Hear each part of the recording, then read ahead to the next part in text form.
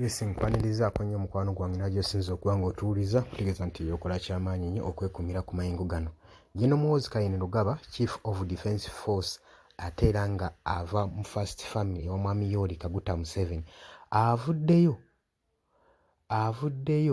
n'agamba nti pulaani ze eziddako ng'amaze okukapukyalinga ekibuga kya Sudan adda ku Lagos, Nigeria.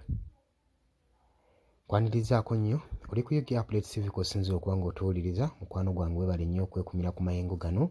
Gwe atanaba kuba ng'otweyungako naawe ayagala otwegattako genda wali wansi waliwo ekigambo subscribe kikoonemu ojja kuba ng'otweyungako ddala bulungi nnyo okoonene mu kada ako tokeerabira kajja kuyambako okuleetera notification message okusobola okulaba nga ofuna updates buli kadde.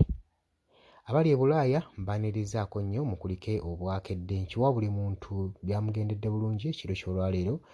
Gwe ayinamu obukosefu naawe eyafiiriddwako we katusabe Mukama Katonda agire ng'abagumye abasaasire sobe nammwe okuba nga mukuba ku matu. General Chief of Defence Gen. Muhoozi Kainerugaba nga bulijjo tukimanyi bulungi nnyo social media emufuukidde ekyambika ennaku zino. Ku mulundi guno yavuddeyo n'agamba nti agenda kubanga ateekawo rebellion, kitwandiise liberation, agenda kubanga ateekawo liberation eri abakazi abalagavu abawangaalira mu kibuga kya Lagos. Agambye agenda bateerayo liberation. Lwaki ayogera kino? Gen. Muhoozi Kainerugaba, Chief of Defence Force, yavuddeyo n'alangira n'agamba nga mmaliriza okukapukyalinga ekibuga Khartoum ekya capital city ya Sudan, fokasi yange ne site ngenda ziteeka mu Nigeria ku kibuga kyayo kimanyikiddwa nga Lagos. Ekyo ekirimu abakyala abalagavu ngenda kubanga mbatwalira liberation okubanunula. Agamba nti ekibuga kino kimanyikiddwa ng'ekibuga eky'amaanyi mu Africa ekigezaako okuteekawo enkulaakulana n'okuboostinga economy mu Africa. Engeri gye kikulamu kikula speed, naye agamba abakyala abawangaaliramu tebalina mirembe mu kibuga ekyo, ngenda kubanga mbataasa. Bino nno bitaddewo akayoogano n'okwerumaŋŋana mu kibuga ekyo ekya Lagos,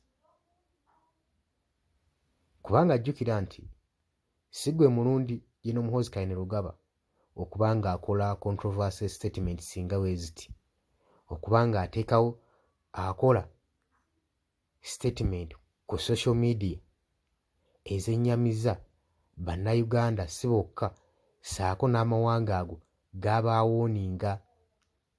Tujjukira bulungi yawooninga eggwanga lya Sudan nga wagenda odditwalira olutalo mu kibuga kyalyo ekikulu. Era Minister of Internal Affairs ow'eggwanga erya wa Sudan yavaayo n'awandiika ekiwandiiko nga kibanja gavumenti ya kuno ewandiike mangu official apology eri eggwanga erya Sudan, kubanga statement Gen. Muhoozi Kainerugaba ze yali akoze minisita ono ng'agamba ziteekawo entiisatiisa n'ekikangabwa eri bannaggwanga. Ne bagenda mu maaso n'okuba nga balabula Gen. Muhoozi Kainerugaba okufokasinga ku nsonga eziri mu ggwanga lye n'okwadressinga ssaako n'okumpuluvinga ebizibu ebiwangaalira mu ggwanga lye vani okutiisatiisa amawanga gano okugaleetera rebellion mu nsi yaago.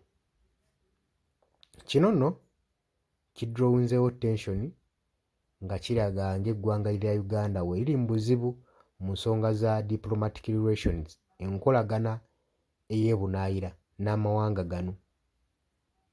Omukago guli ku lusuubo olw'ebigambo ebigenda mu maaso n'okutiisibwatiisibwa ne Chief of Defence Force. Ajjukira lwaki kino tukifokasingako nnyo? Gen. Muhoozi Kainerugaba wamu ne Mwami Yoweri Kaguta Museveni Muhoozi nawulirako nti pulojekiti ya mwami oli Kaguta Museveni.